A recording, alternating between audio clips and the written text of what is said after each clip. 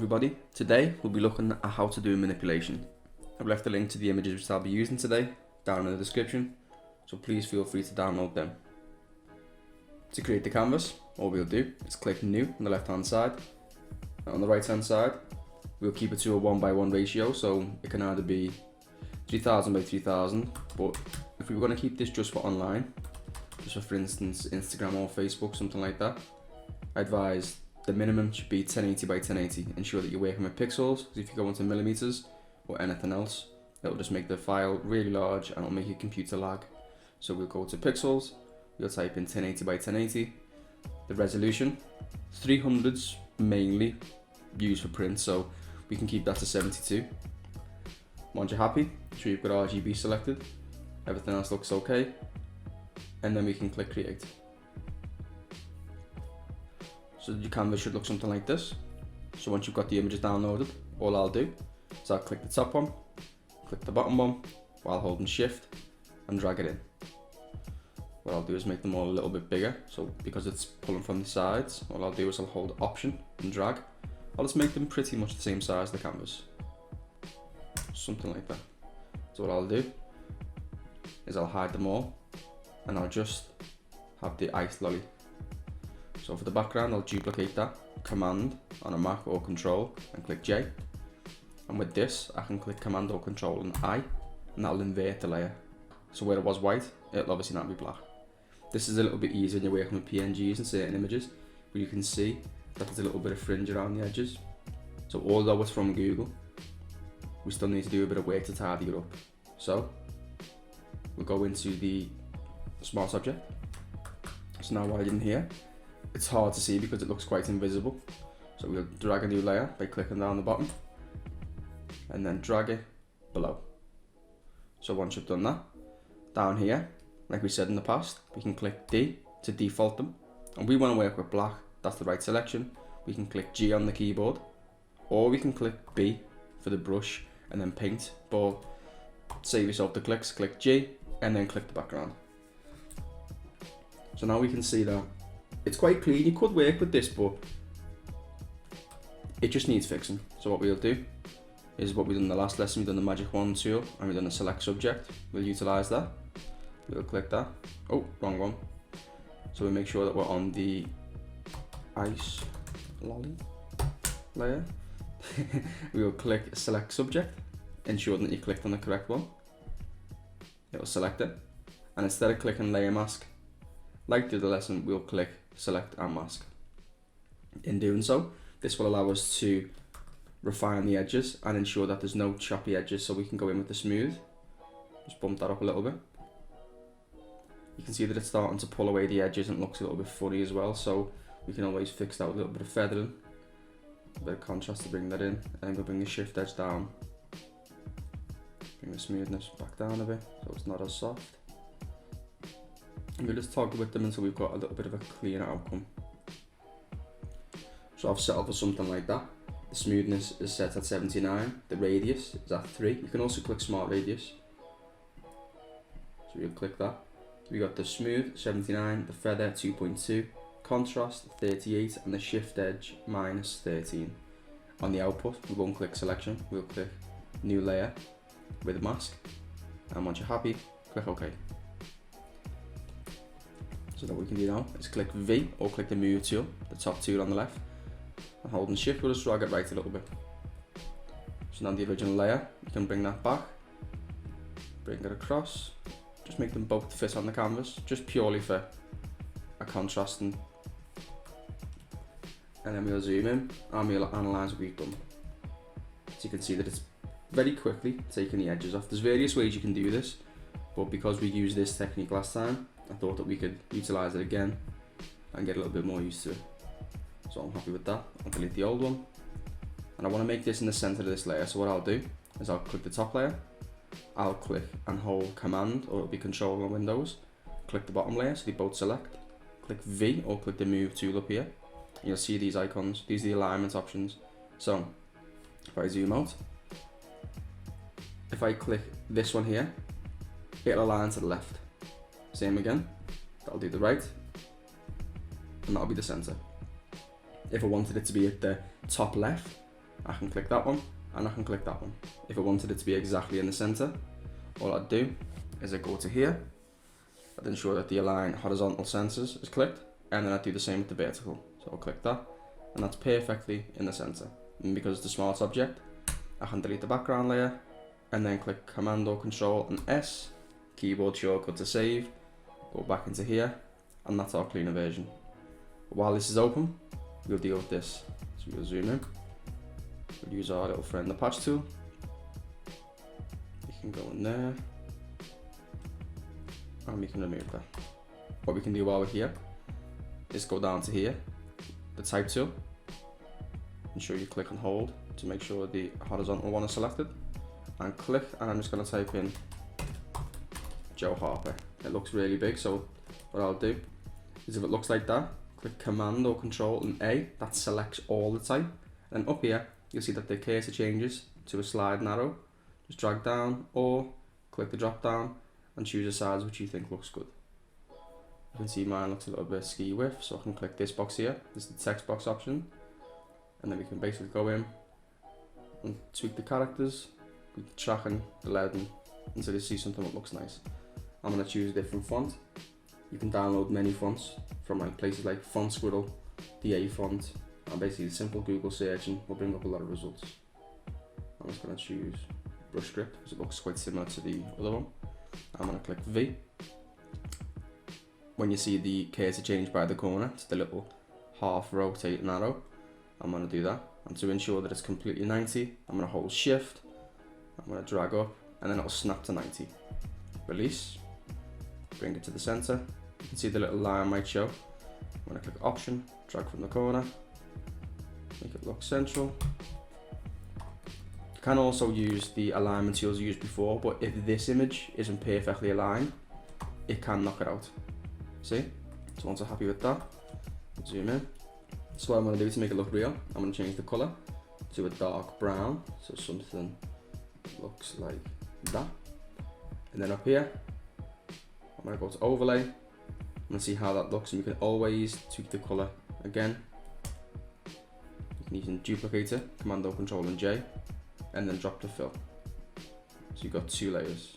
And for me, that looks okay. So you'll click Command or Control and S. You'll see it'll do that. So click OK. We can put them in a smart object. So click the top one, the bottom one, right click, smart object, and then click Command or Control and S and save it. If you go back into the main composition, you can X the ice lolly off, and this will update here. So what we'll do now is we will make a cut of the ice lolly, duplicate the ice lolly, Command and J or Control.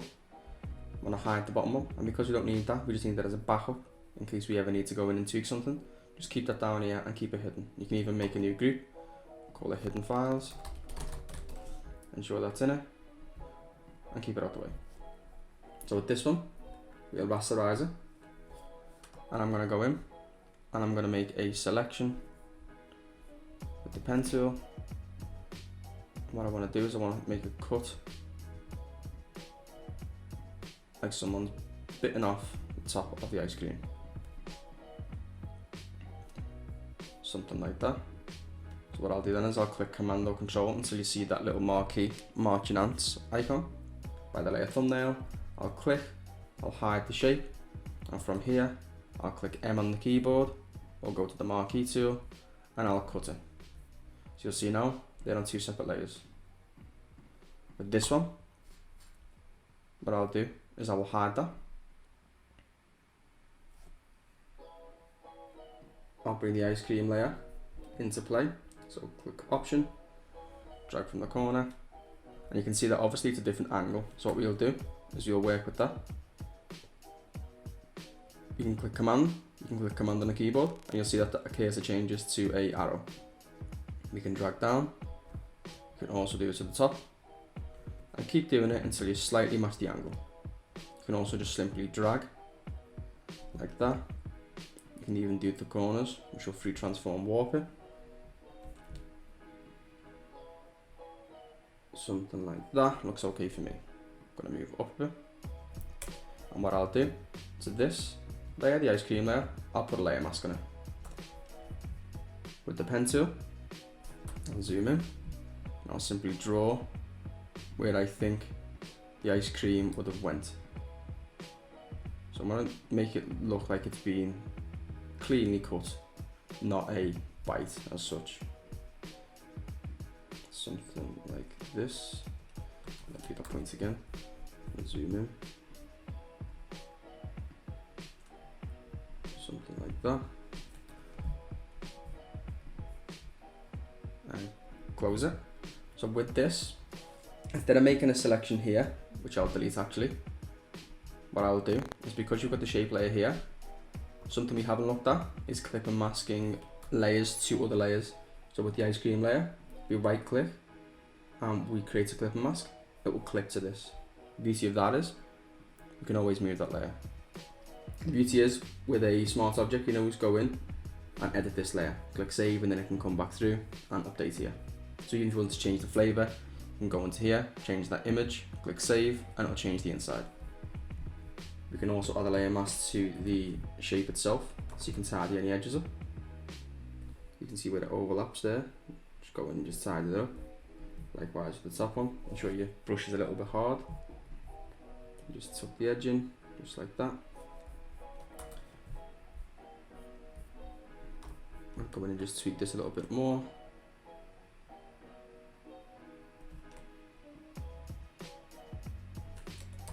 Something like that.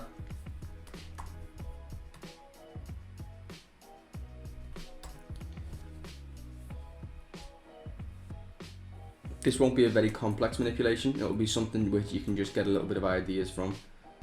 So next, all I'm going to do is I'm going to bring the Zippo lighter into frame. I'm going to make a few cuts out of this. So what you can do, you can go in again with the select subject, see what job that does. For the base, that works fine for me, so I'll select and mask that. I'll just smooth the edges out, bump the radius up a little tad, feather it a tad, get the shift edge down a little bit. On the initial cutout, with the demonstration, I think that works okay. So I'll click OK, ensure that we're on the new layer, so you can always refer back to it. You can see that it's missed some parts, so we can go in here with our brush, click the layer mask, and all we can do, ensure we're on black, click D, click X if it's on white, and we can just go in and we can paint it out.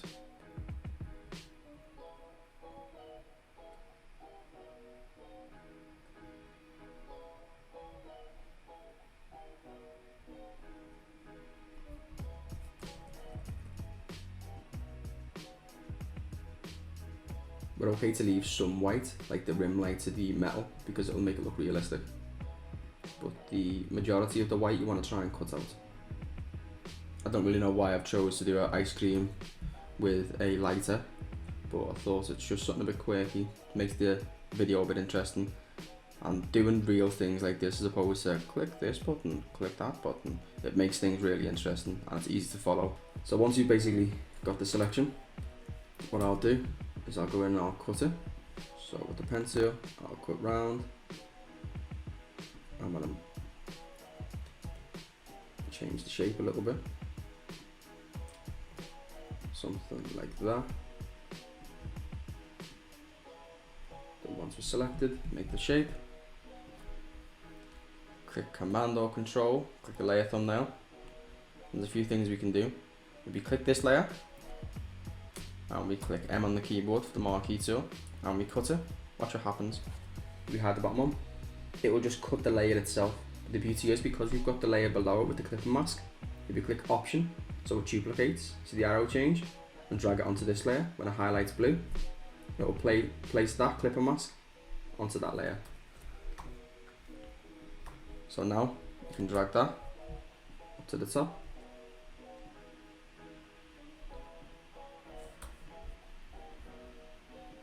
I'm going to rotate it slightly, just to mask the angle a little bit better. All the angles won't be perfect. These are just some stock images I found online, and I thought we could just utilise them to make a bit of a quirky image.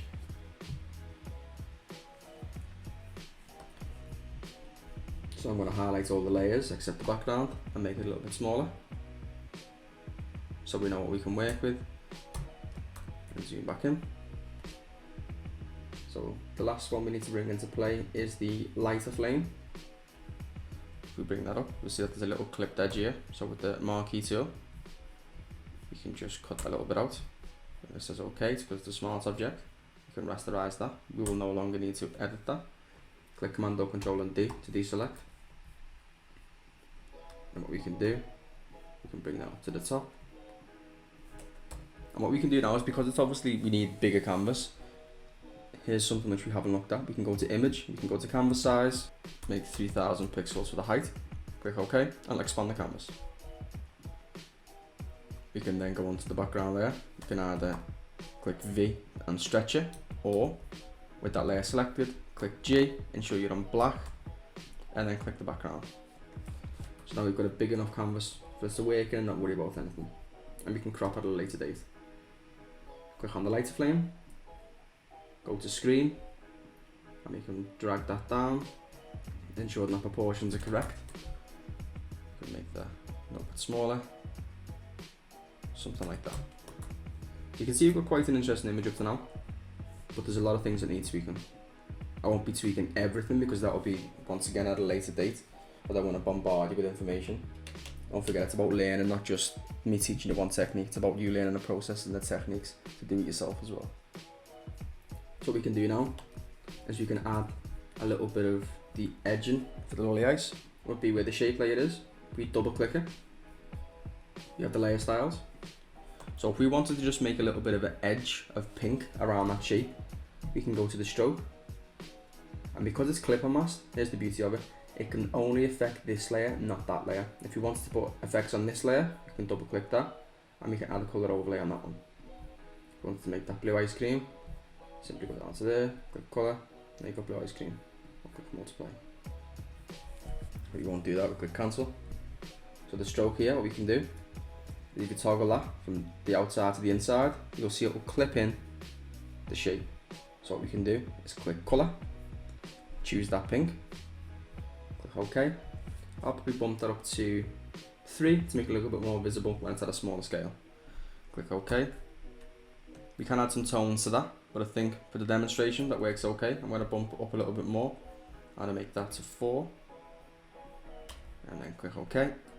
So now if you zoom out, you can see that the lip of the ice cream is a bit more visible and looks a little bit more cooler.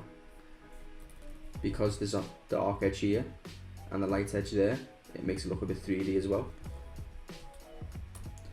The biggest issue for me is the mismatch of the lighting. We can delete anything which you've used for the shapes.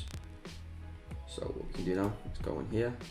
We can also tweak the corners to make it look a bit more 3D on the top. Add a little bit of perspective into it. Then once you're happy with that, we can go in with the curves. Something we'll do is to make it all match up. I'm going to clip and mask that to the lighter head. I'm going to just reduce that slightly and bring the top side up.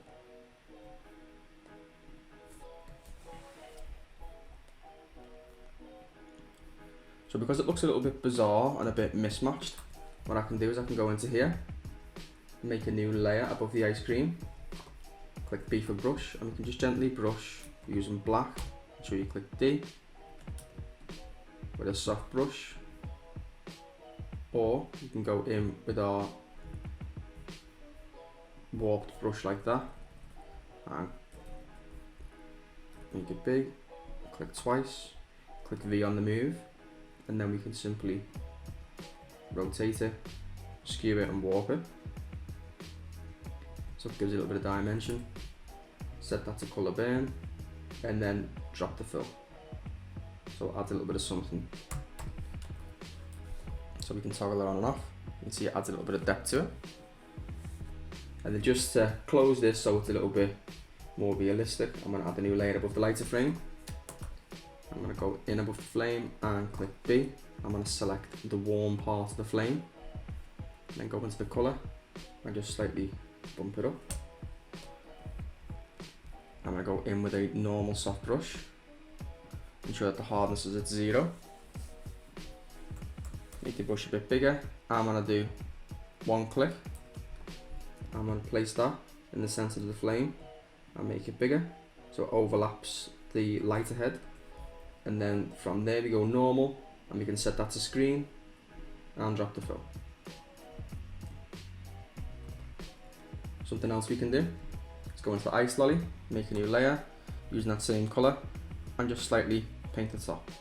You can clip and mask it, and then we can also add that to the saturation. So that'll just add a little tiny amount of yellow hue into the colour.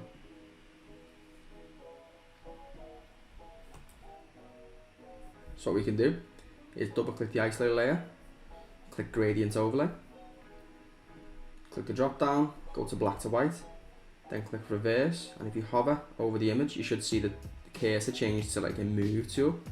This will allow you to drag the gradient. This is a very interesting tip.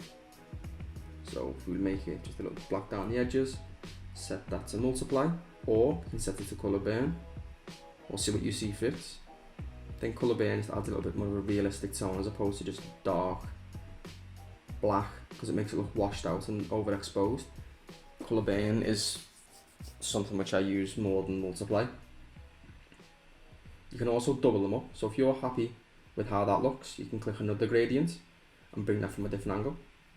So if you wanted the right edge to be a bit darker, you can click that on multiply because you want it to be quite a dark light, and you can toggle that on and off and see how that's affected it. So you've gone from that to something like that. Looks a bit more rich. And lastly, what I'm going to do where the background is, I'm going to double click it, I'm going to add a colour overlay, which is set to normal. I'm going to make it the same colour as the lolly ice. You choose which colour. I'm going to go for quite a nice bright pink. I'm going to click OK, and now you can see because it's in light we can then tweak the gradients. You can even turn them off, but I think it adds a little bit of something. So what I'm going to do is I'm going to keep one on. I'm going to reduce the colour burn. I'm going to bring the other one in. I'm going to reduce that just so it's subtle. Click OK. I'm going to place a layer above the background. I'm going to go in with white on the brush, like that. Click B, click twice, drag it out, and we can set that to overlay, reduce the fill, and it just separates the background from the foreground a little bit better. You can see that the shadow we added has clipped over here, so we can go in and we can basically clip and mask that to the objects, so that will only stay in whatever it's clipped to, which is this shape here. And just to finish it, we go to the background layer, make a new layer, drag it above the backlight, click B on the brush. I'm going to make our brush that funny shape again by bringing down the free transform with the brush, click D. And because there's two objects which will create a shadow, you've got the stick, which will be a harsher shadow, and then you've got the soft shadow, which will be the actual lolly eye center. What I'll do is I'll match the size of that, something like that with a little bit of edge. I'll bring it down here, and I'll click once. Then what I'll do, make a new layer, I'll match that, look something like that, because you always want to give it a little bit of edge, and then I'm going to drop that somewhere like that. I'm going to change them both to colour burn. I'm going to drop the opacity. I'm going to drop the fill, sorry. That's why it's important to rename. So what I'll do then is I'll make that the stick. I'll make that the body.